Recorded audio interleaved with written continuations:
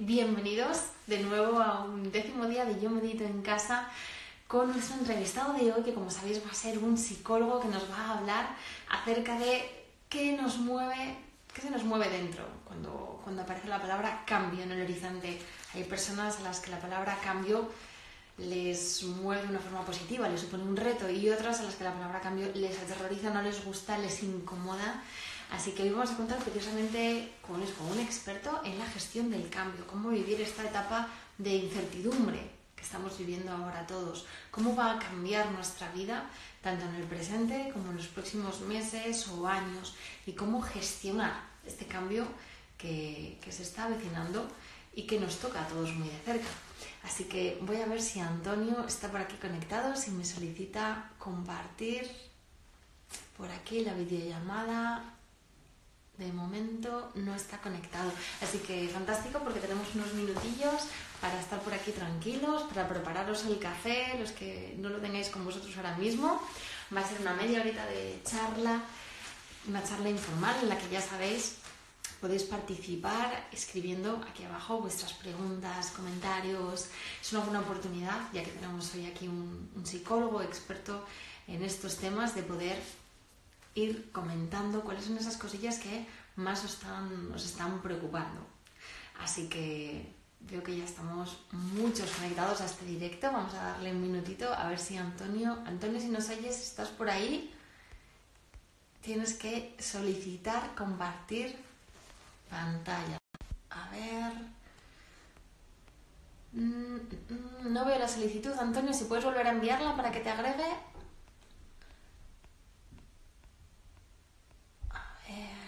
Aquí.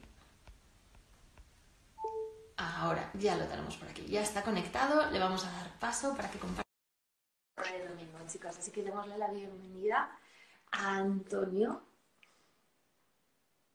que, como digo... Hola, Antonio.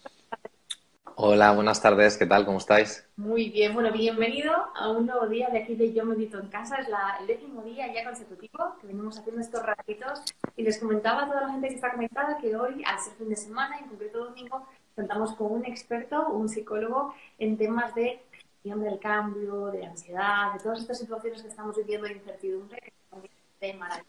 Así que muchísimas gracias por compartir con nosotros este. Muchas gracias a vosotros por compartir también conmigo este domingo o este rato de domingo para hablar de cosas que pueden ser interesantes para todos. Sí, seguro que sí. Ya he comentado que si alguien quiere hacer alguna pregunta, ha habido personas que ya están tirando algunas, pero bueno, por supuesto hay una oportunidad para que estén comentando. Y hoy que te tenemos aquí, quiero aprovechar mucho el tiempo porque sé que es muy interesante para nosotros las cosas de las que vamos a hablar. Así que me gustaría, Antonio, que comencemos hablando un poquito acerca de esta sensación que estamos viviendo, ¿no? Un poquito de nervios. Ya no diría ansiedad siquiera, o miedo, o angustia, sino esos nervios que están ahora en el ambiente, que están empezando a causar sus primeros estragos, ya que llevamos unos cuantos días ya encerrados. ¿Cómo ves un poco esta situación? ¿Cómo crees que lo puede estar viviendo la gente? Bueno, el tener un poco de nervios es normal, más a más porque, bueno, básicamente la situación no la hemos vivido nunca y, y al final el enfrentarnos a una situación totalmente nueva es normal que nos genere una serie de emociones. Es bueno tener en cuenta que todas las emociones, vamos a llamar negativas, que pueden surgir en un momento dado, están siempre conectadas con una necesidad personal, vital, que está insatisfecha, que está un poco en déficit. Por tanto, cuando nosotros sentimos una emoción negativa, es importante que nos preguntemos qué estoy necesitando en este momento y no estoy teniendo.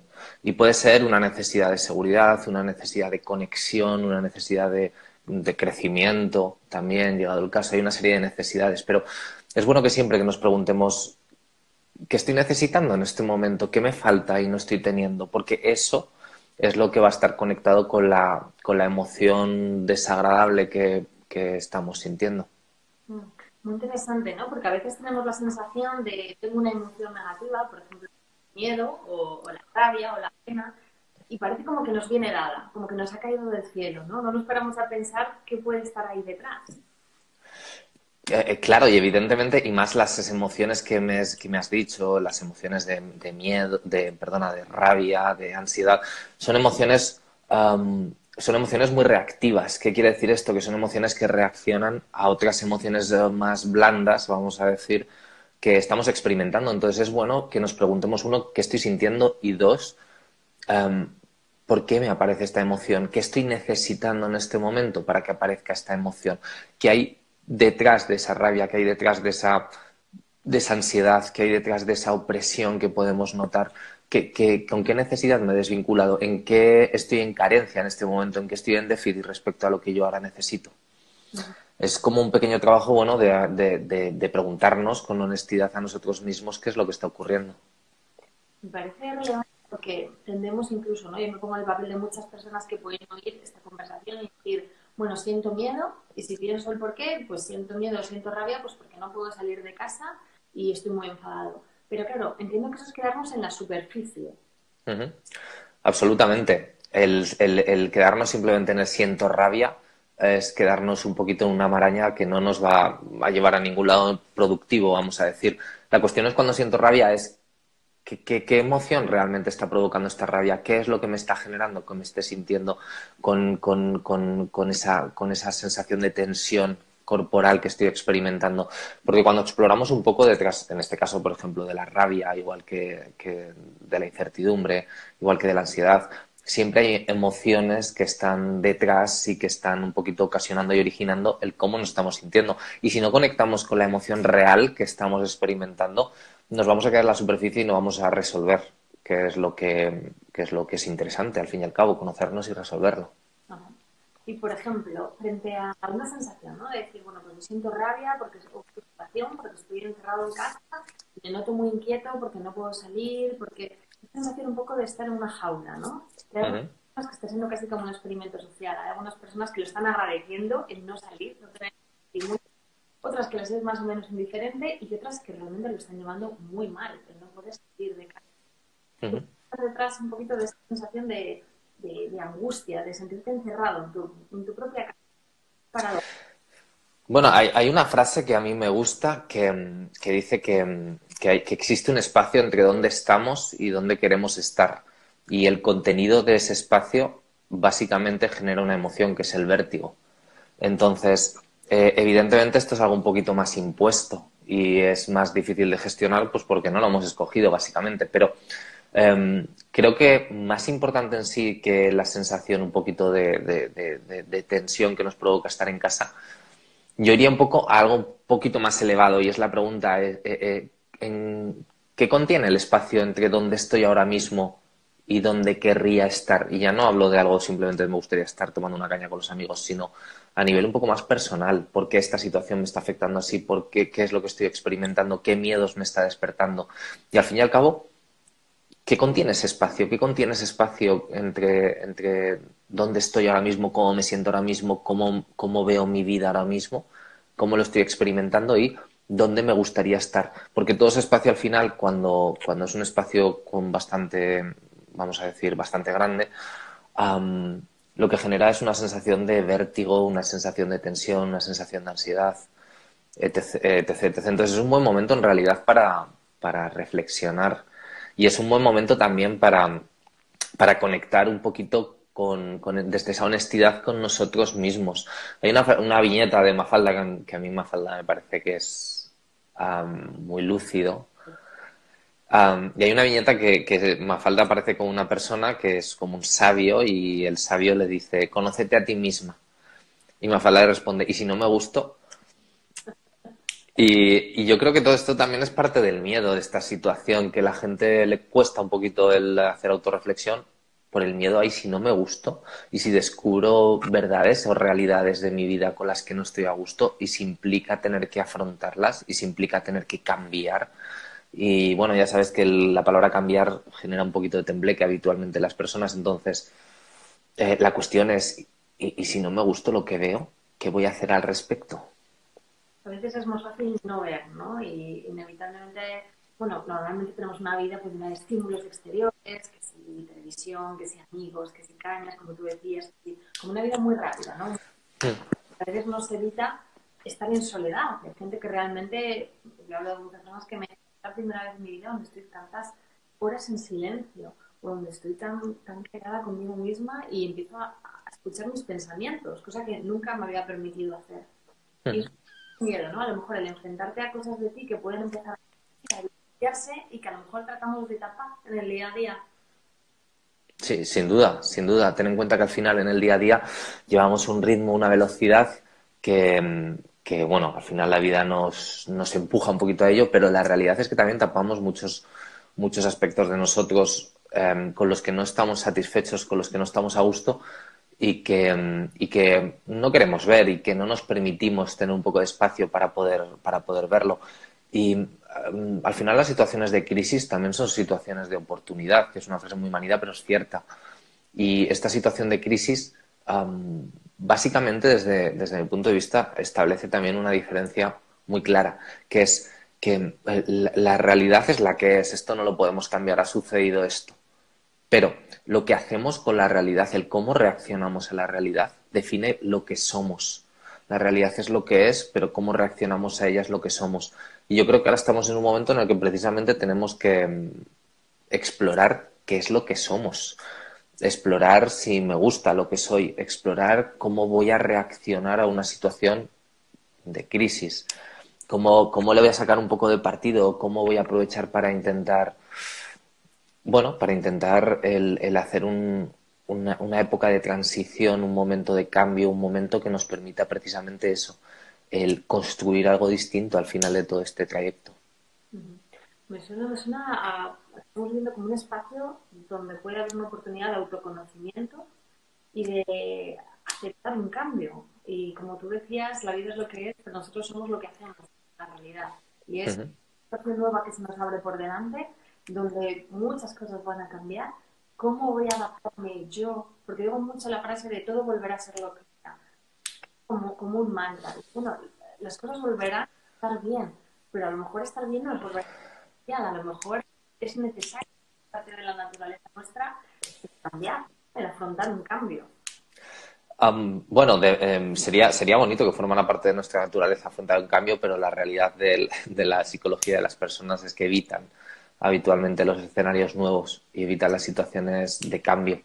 Porque, y esto también lo digo desde mi experiencia profesional, las personas solo cambian cuando el grado de incomodidad es lo suficientemente alto.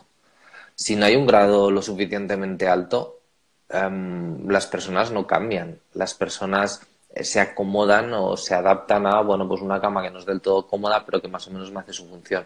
Por tanto, que ahora sea incómoda la situación, está bien que sea incómodo, porque nos permite precisamente ese grado de incomodidad el que sea una palanca, el que sea una palanca para reflexionar y que sea una palanca para provocar o acelerar ciertos momentos de cambio que en otras circunstancias seguramente o no nos habríamos planteado o no nos habríamos atrevido. Y esto es curioso porque lo que decía es la frase que me llama mucho la atención de que la gente piensa a ver si las cosas vuelven a ser como antes. Las personas tenemos unos 70.000 pensamientos, 80.000 pensamientos al día. Y el 95% de estos pensamientos son los mismos que tuvimos el día anterior. ¿Qué quiere decir? Que nosotros construimos muchas veces nuestra realidad en el pasado. Construimos nuestra realidad aferrándonos a situaciones y a momentos que forman parte un poquito de ese pasado. Y a nivel psicológico, nuestros pensamientos definen nuestra realidad. Si el 95% de nuestros pensamientos no funciona, o sea, si el 95% de nuestros pensamientos, perdón, son los mismos que el día anterior, evidentemente estamos volviendo a reexperimentar la misma realidad del día anterior y esto no nos va no nos va a aportar absolutamente nada nuevo, no nos va a aportar nada interesante. Entonces, no podemos esperar que una sensación de vacío, una sensación de incomodidad se resuelva desde fuera, se resuelva cuando algo cambie desde fuera, sino que si nosotros estamos esperando, no estamos creando. Y nuestra función es crear, no esperar en base a esos pensamientos repetitivos, en esas rumiaciones, etcétera, etcétera. muy intenso, de verdad. Es volver a tomar las riendas, ¿no? Un poco de lo que hablábamos en nuestra última conversación. ¿Cuál es esa cantidad de cosas que yo puedo controlar y hacerme responsable, como también decíamos antes, de mi parcela y coger las riendas de mi vida y empezar a gestionarlas desde el cambio, desde el inevitable cambio? Ujú. ¿Y cómo podemos afrontar ese cambio? Bueno, una parte importante de afrontar ese cambio es entender que podemos fracasar, pero redefinir el significado de la palabra fracaso. No. Es decir, sí, el fracaso evidentemente es una posibilidad y no es malo en sí, porque se puede dar y no tiene por qué ser un problema, pero tenemos que redefinir qué significa para nosotros fracasar. Hay una frase que es muy buena de Thomas Edison que decía, cuando Thomas Edison intentó en su investigación, etc., en su desarrollo, vamos a decir, de la tecnología para crear la bombilla, evidentemente metió la pata infinidad de veces. Y la gente empezó a cuestionarle y empezó a, bueno, a preguntarle que si se consideraba un fracasado. Y lo que respondía Edison era que yo no he fracasado, solo he descubierto 999 maneras de cómo no crear una bombilla. Entonces, eso es un buen ejemplo de redefinir la palabra fracaso. Es un buen ejemplo de permitirnos fracasar, pero dándole un significado totalmente distinto a lo que significa para nosotros fracaso.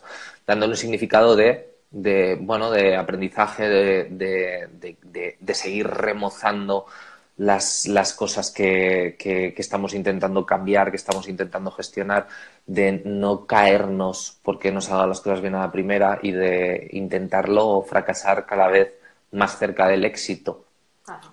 Pero no tener miedo al fracaso, no frustrarnos, que veo una pregunta, porque cuando fracasamos nos frustramos, porque la frustración al final es muy inherente a la sensación de fracaso. Solo nos frustramos cuando el significado de la palabra fracaso es un significado poco constructivo, dañino para nosotros. Si redefinimos qué significa para nosotros fracasar, inmediatamente esa frustración va a disminuir porque lo vamos a energizar de una forma distinta. Qué curioso. ¿Y crees que nosotros a nivel personal podemos cambiar lo que para nosotros es el concepto de fracaso? Sí, sí, evidentemente tenemos una visión muy cultural de lo que significa, y más en Occidente, sobre todo, donde hay una dicotomía muy potente entre éxito y fracaso, y nos educan mucho en esa dicotomía, nos educan mucho en buscar el éxito y evitar el fracaso. Pero la realidad es que el fracaso es bueno, es un concepto subjetivo, más allá de lo que puede significar a nivel social, que nosotros podemos reasignar, vamos a decir, un significado distinto. Y podemos fracasar desde la perspectiva de decir simplemente, está bien que no me haya salido esto, qué ha pasado, qué reajustes que puedo hacer. Y sobre todo, el no personalizar, que esto lo hace mucho la gente, que cuando fracasa empieza a autofustigarse y empieza a sacar un poco el látigo de Semana Santa y a decir pues que soy lo peor, que es que soy un desastre, que no me va a salir bien nunca. Y, como decíamos antes, los pensamientos que tenemos, el cómo hablamos, define nuestra realidad. Si nosotros entramos un poco en eso, nuestra realidad seguramente va a ir en esa dirección. Por tanto es importante que tratemos de ser un poco más flexibles con nosotros mismos ante la posibilidad de fracasar, que ni siquiera me gusta la palabra si la redefinimos. Pero simplemente no personalizarlo, decir, el fracaso es parte del crecimiento y es parte del éxito. Claro. Así que simplemente es un paso más que tengo que experimentar y que tengo que seguir explorando. Tal cual, es un paso, ¿no? Al fin y al cabo, es posible tener éxito si previamente no has ido acumulando los fracasos necesarios hasta llegar. Es, como tú bien dices, es definirlo. Yo me pregunto cuántas personas no estarán permitiéndose muchas cosas en su vida, ya sea un campo de trabajo o cualquier otra cosa que se les pueda ocurrir, por el miedo al fracaso. Es decir, el propio miedo al fracaso a veces es tan grande que nos evita el empezar a ponernos en acción. Para evitar Mm, que directamente no empiezo, ni intento pedir un ascenso, porque imagínate qué vergüenza si no me lo dan, o cómo voy a cambiar de trabajo, imagínate que el nuevo trabajo me va mal, no doy la talla, no estoy a la altura. Entonces me quedo en un trabajo en el que a lo mejor no estoy cómodo, pero como tú bien decías, tolero esa incomodidad, porque me mm. da demasiado miedo ese cambio. Esto sería un ejemplo como una persona, por ejemplo, que vive en una casa que tiene goteras, que tiene algún agujero en el suelo y que se queja mucho de que fíjate tú cómo tengo mi casa, pero si en un momento a esa persona se le dice, oye, vamos a ponernos las pilas, vamos a buscar una solución, vamos a cambiar de barrio, vamos a cambiar de ciudad, vamos a construir nuestra propia casa, de repente esa persona puede decir, bueno, en realidad sé dónde están las goteras, en el agujero que había puesto una alfombra y tampoco me supone tanto problema. Es decir, va a empezar un poco a tolerar esa incomodidad. Por eso decía antes que es importante que el grado de incomodidad sea lo suficientemente incómodo, que sea lo suficientemente alto, porque si no lo es, la gente va a buscar excusas para no cambiar, va a buscar, bueno, va a rebuscar motivos para intentar no, sí, para no hacerlo directamente. Y es curioso, hay una imagen que a mí me gusta, que es ante situaciones complicadas como la que puede ser ahora o ante situaciones habituales como la posibilidad de cambiar, que las personas somos como naranjas que nos movemos por el mundo y externamente nos vemos parecidas y externamente proyectamos una imagen y bueno, hay como una cierta homogeneidad entre todas las naranjas, pero cuando la realidad, cuando la vida aprieta, es cuando de repente se ve qué naranjas tienen zumo y qué naranjas están más secas. Cuando estas naranjas que a veces compras y de repente dices, joder, si es que esto no hace nada de zumo, o naranjas que de repente sí que tienen. Cuando la realidad nos pone en un momento de crisis o en un momento complicado, es cuando vemos que naranjas tenían zumo y que naranjas no tenían zumo, eran solo apariencia, vamos a decir. Entonces es importante que nuestra naranja tenga zumo, que nos permitamos a veces exprimirnos por la realidad que nos toca vivir y que veamos la cantidad de zumo que podemos sacar de la realidad como surge y de la realidad, aunque nos parezca incómoda, nos parezca complicada o nos parezca el, joder, pues esto no lo hubiera escogido. Vamos a dejar que nos saque el zumo, vamos a ver cuánto zumo somos capaces de sacar de esto. De esta situación. Esto me recuerda a cuántas veces a veces damos un paso y afrontamos ese miedo que teníamos y una vez que hemos tomado una decisión, que hemos afrontado una situación que nos parecía como muy terrible, luego hemos dicho, pues no era para tanto. O si lo llego a saber, lo doy antes que pase, porque a veces sufrimos más pensando en todas las posibilidades que pueden salir mal que afrontando la situación directamente. Sin duda. El miedo al final es miedo al miedo. Sí. Es miedo a algo que no ha ocurrido, es miedo a lo que puede pasar, es miedo a una realidad que creamos mentalmente y que no nos gusta. Pero, pero el miedo en sí es simplemente un elemento a futuro sobre una realidad que no ha ocurrido y que nos estamos, bueno, pues autocondicionando. Es como si una película de estas de miedo que de repente ves a un protagonista y está en la cocina, o sea, se acerca hacia la cocina por la noche y ve una penumbra de una sombra muy, muy alargada. Y entonces, evidentemente, lo primero que le surge es saber si va a ser alguien que está en la cocina o algo peligroso y se va. Y pasa los días y no se atreve a bajar a la cocina. Y pasa los días y va creando su imaginación que en la cocina hay algo terrible que no tiene que acercarse a ello. Y un día, de repente, aparece otra persona en su casa, un amigo que se queda a dormir, baja a la cocina con él y cuando le explica, ten cuidado, el amigo sí que va y de repente se da cuenta que lo que había era una escoba con una sartén que proyectaba una sombra y que al final lo que estaba generando miedo era simplemente una sombra, no era una realidad. Y esta es la parte importante. El miedo habitualmente tenemos miedo a las sombras, no a la realidad, a aquellas sombras que nuestra mente crea y que proyectan una sombra, nunca mejor dicho, muy alargada y que interpretamos como algo que no vamos a poder superar. Vamos a ir a la cocina a ver qué es realmente esa sombra. Pero esto me recuerda a la famosa frase de que no una cosa es tener miedo y miedo a ti. Son puntos Mm, de vista sobre el alto a pesar del miedo. Es decir, bueno, el tener miedo a lo mejor es inevitable hasta cierto aspecto, pero no dejes que te limite. Hazlo superando ese miedo. Y una vez que ese primer... El miedo muchas veces, como tú bien dices, desaparece. Es como ese fantasma donde cuando no ve que tiene una relevancia, se esfuma. mm. Y luego además que cuando hacemos cosas generamos experiencias nuevas. Igual que cuando pensamos diferente, generamos decisiones nuevas. Por tanto, el miedo no se puede intelectualizar simplemente y decir, bueno, pues voy a intentar superar el miedo y razonarlo. No, el miedo hay que ponerle pies, hay que ponerle los zapatos y hay que ir hacia aquello que nos da miedo.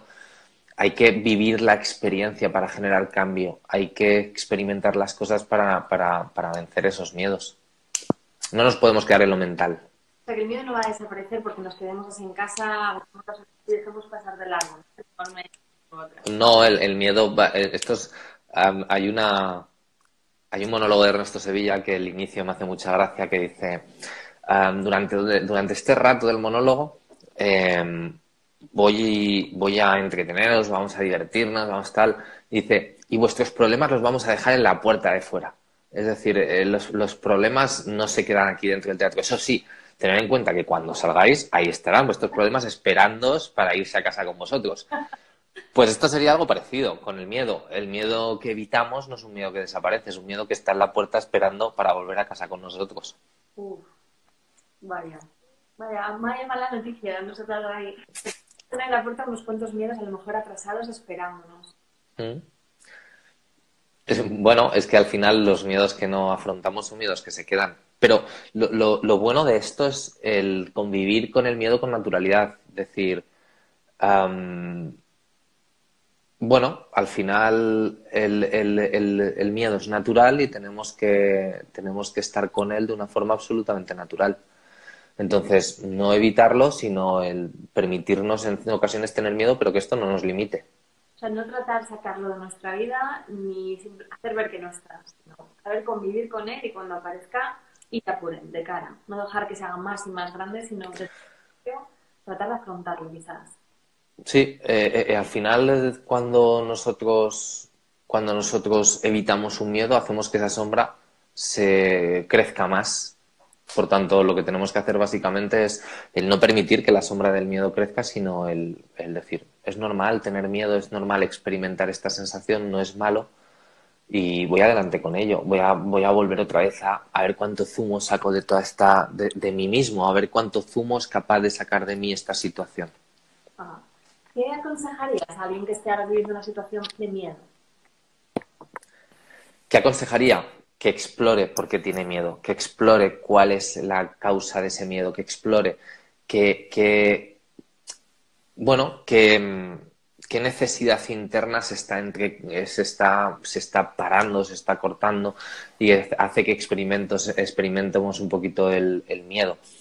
Y luego, el vivirlo no como una amenaza, sino como un reto. Es decir, está bien tener este miedo, no hay ningún tipo de problema, pero no lo voy a vivir de una forma que me congoje, no lo voy a vivir como una amenaza insuperable, sino que lo voy a vivir como algo que me va a permitir el tener un reto, el sacar partes importantes de mí, el buscar un poquito la mejor versión de uno mismo para poder afrontarlo. ¿Aconsejarías a la gente que a lo mejor localice algún miedo pequeño para empezar a acostumbrarse a afrontar miedos o que directamente vayan a por el miedo que resulte más grande para ellos? Pues mira, a mí hay una cosa que me parece importante con respecto a los miedos, que es expresarlos, es decir, escucharnos el romper ciertas dinámicas. Entonces, podemos experimentar algo muy distinto simplemente cuando nos acostumbramos a expresar lo que sentimos, lo que pensamos y sobre todo lo que necesitamos. Uh-huh. Experimentar estoy necesitando esto. Y yo pongo un ejemplo muy tonto muchas veces, que es si tú, por ejemplo, vas a una cafetería y te ponen un café con leche y tú querías leche de soja o querías azúcar moreno en vez de blanco, y habitualmente la gente lo que hace es directamente decir, bueno, que da igual. Sí. Que no quiero molestar o que me da un poco de apuro. Entonces, acostumbrarnos en situaciones muy pequeñas, muy manejables, a escucharnos hablar de lo que necesitamos, incluso decirlo así, decir, oye, perdona, necesito un azucarillo moreno o necesito que el café sea de soja porque lo había pedido de esta manera. Cuando nos acostumbramos a afrontar pequeñas situaciones expresando nuestra necesidad, automáticamente empezamos a interiorizar una facilidad o una sensación de tener más control sobre nuestros propios miedos. Y es cierto que no hace falta empezar por subir al Everest, uh-huh. Pero hay muchas situaciones cotidianas donde podemos expresar nuestra necesidad más allá del miedo. Wow. Parece un muy buen ejercicio el comenzar con esas pequeñas cosas que a lo mejor, esas pequeñas molestias, ¿no? De las que muchas veces se habla. A veces poco leí un ejercicio que venía a decir algo así de escribe todas las pequeñas cosas del día a día que te molesten. Y dice que hasta que no las empiezas a escribir no te darás cuenta de la gran cantidad de pequeñas cosas que estás soportando simplemente por el hecho de, como bien dices, de no decir, oye, disculpa, esto lo necesito así o esto no te lo pide de esta manera. Y es el empezar un poco también a legitimarnos a nosotros mismos y a expresar, ¿no? Esas necesidades que tenemos. Además, conectar siempre el qué siento y qué estoy necesitando. Entonces, me gusta mucho la frase que dices de legitimizarnos a nosotros mismos y a nuestras necesidades. Siempre desde la educación, desde el respeto, el decir simplemente con una sonrisa, oye, perdona, necesito esto. Entonces, el vernos en esa situación, y parece parece algo que puede ser pequeño, pero no lo es, el escucharnos a nosotros mismos hablando en esa situación es muy importante. El verbalizar y ver cómo, y escuchar que estamos conectando un poquito con legitimar nuestra necesidad. Y eso hace que el miedo se matice mucho. Es muy curioso. ¿Consideras que las emociones en sí, en realidad lo que están tratando un poco de llamar la atención, ¿no? De expresar una necesidad propia que tienes? Perdona, ¿puedes repetirme la pregunta? Sí. ¿Consideras que, por ejemplo, una necesidad, una emoción que tengas, imagínate, un miedo, ¿no? Tengo miedo, tengo rabia ante una situación. ¿Siempre debajo hay una necesidad, algo propio que está tratando de salir? Siempre, siempre. Es como el columpio este de los críos que uno se pone a cada lado y hace así. Sí. Siempre que hay una emoción negativa muy alta, hay una necesidad que está muy insatisfecha o está muy baja. Siempre que tenemos una emoción que es desagradable para nosotros, es importante que conectemos y que identifiquemos cuál es la necesidad que está insatisfecha. Wow. Antes he leído un comentario, una pregunta que decía, cuando tenemos miedo a cómo reaccionan los demás, es que estamos necesitando algo. Sí, aprobación. Claro. Estamos necesitando validación, estamos sintiendo el miedo a que nos dejen de lado, estamos sintiendo el miedo a no ser lo suficientemente válidos para otras personas. Si soy quien soy o expreso mis necesidades, pueden en un momento dado enfadarse conmigo. Entonces, sí, evidentemente, es otro ejemplo de una necesidad que estamos intentando llenar de una forma incorrecta, que es no me atrevo o vivo en el miedo porque me da miedo el que en un momento dado, o sea, no me atrevo a expresarme porque me da miedo que me dejen de lado. Que piensen de mí, que me dejen de lado, que me juzguen, que piensen que no soy lo suficientemente correcto, bueno o buena para ellos, etc. Siempre hay una necesidad insatisfecha. A la gente que le cuesta también pedir lo que quiere o lo que necesita, también puede que haya una necesidad de decir, bueno, a lo mejor necesito o tengo miedo de lo que van a pensar de mí o de esa sensación de aprobación. Por un lado está el miedo a la necesidad de aprobación, la necesidad de validación, y luego también hay una parte un poco más interna, que es qué es lo que yo me merezco. Porque personas que no están acostumbrados a expresar lo que necesitan, también son personas que han ido interiorizando yo realmente no me merezco lo que necesito. Wow. Yo realmente no tengo tanto derecho a priorizarme, a ponerme en primer lugar. No tengo derecho a expresar las cosas como las pienso, como las siento, como las necesito. Y evidentemente esto es un problema más a nivel personal y es una situación que tenemos que darnos cuenta de que no me estoy permitiendo, ya no solo de cara a los demás, sino de cara a mí mismo, a mí mismo. Sí.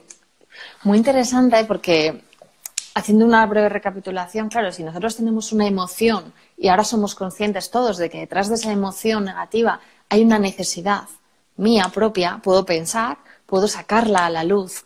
Y lo bonito de esto es que cuando tengo una necesidad propia, entonces, como bien decías, puedo tomar las riendas de esta situación. Puedo solventarlo.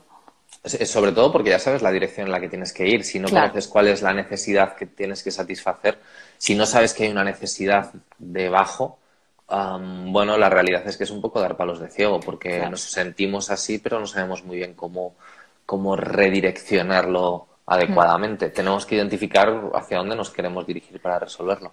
Claro, de hecho, a veces, por ejemplo, tienes una emoción negativa, ¿no? Como puede ser rabia, y parece que tu objeto de la rabia está fuera. Es decir, estás señalando hacia afuera, buscando un culpable de una situación por una emoción que estás sintiendo. Y ahora lo que hacemos es cortar esa cadena. Decir, no, a lo mejor el objeto no está fuera, sino que esa emoción está destacando una necesidad propia que es mía y que me puede dar muchas pistas a mí y que yo puedo gestionar. Sí, sin duda. Más que nada porque el externalizar la responsabilidad de nuestras emociones es un error. Esto es un poco la frase de lo que dice Juan de Pedro o lo que hace Juan a Pedro. Habla más de Pedro que de Juan. Sí. Y esto es Total. verdad. No podemos tampoco enfadarnos con el mundo, con otras personas. Cada uno tiene sus circunstancias, cada uno tiene sus necesidades, nunca mejor dicho. Y nosotros tenemos que intentar ser responsables de las nuestras y conectar y rodearnos de personas que estén en consonancia con ellas, nada más. No buscar culpables ni generar emociones, porque al final nadie es responsable de cómo estamos o de cómo es nuestra vida o de cómo nos sentimos. Cada uno es responsable, es autorresponsable y tiene que asumir cuáles son los pasos que tiene que dar para intentar estar bien con respecto a sí mismo.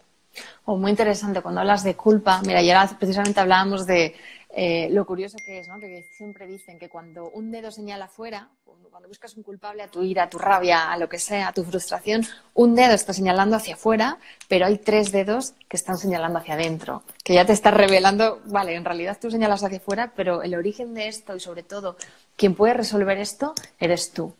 Es un poco la ley del espejo, ¿no? Sí. Que los demás reflejan al final lo que nosotros tenemos dentro. Los demás solo son espejos que reflejan las situaciones que nosotros vivimos internamente.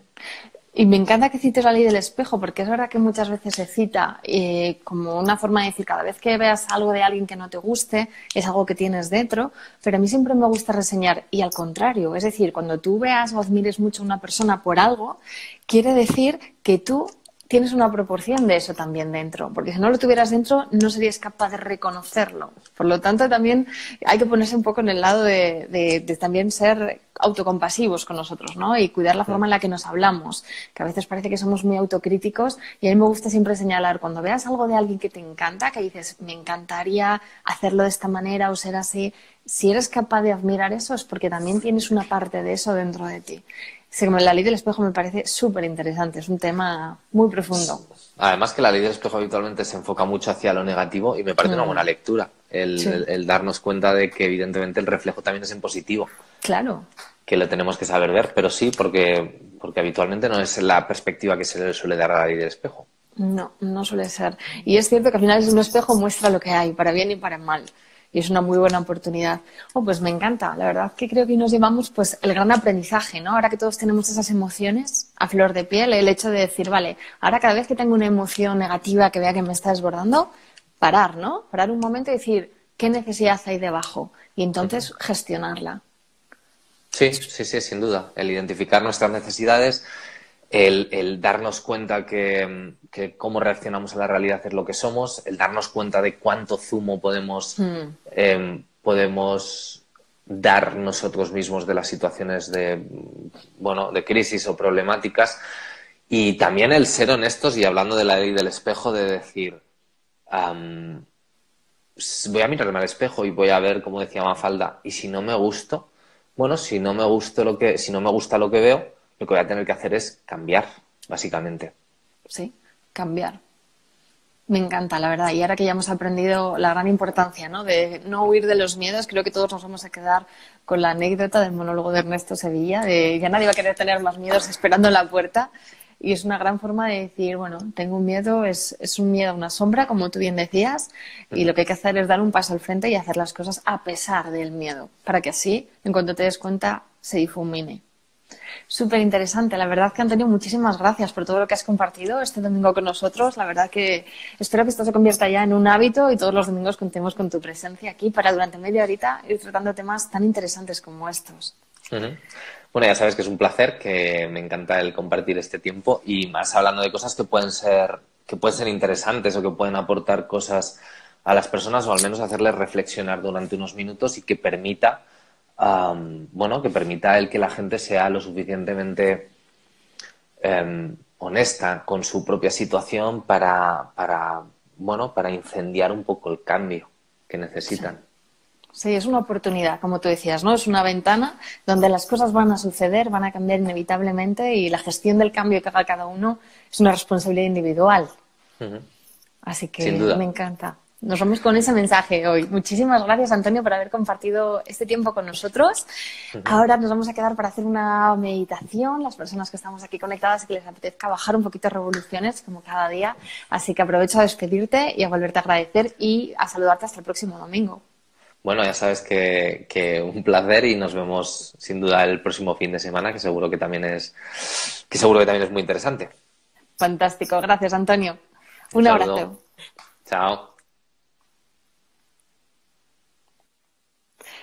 Bueno, chicos, espero que os haya gustado las reflexiones de hoy, la conversación tan agradable y tan interesante que hemos tenido con Antonio acerca de la gestión del cambio, de los miedos, de cómo afrontar esta situación de incertidumbre y sobre todo la gestión de nuestras emociones. ¿Qué necesidad tenemos debajo de esa emoción que a lo mejor nos puede estar desbordando en un momento determinado?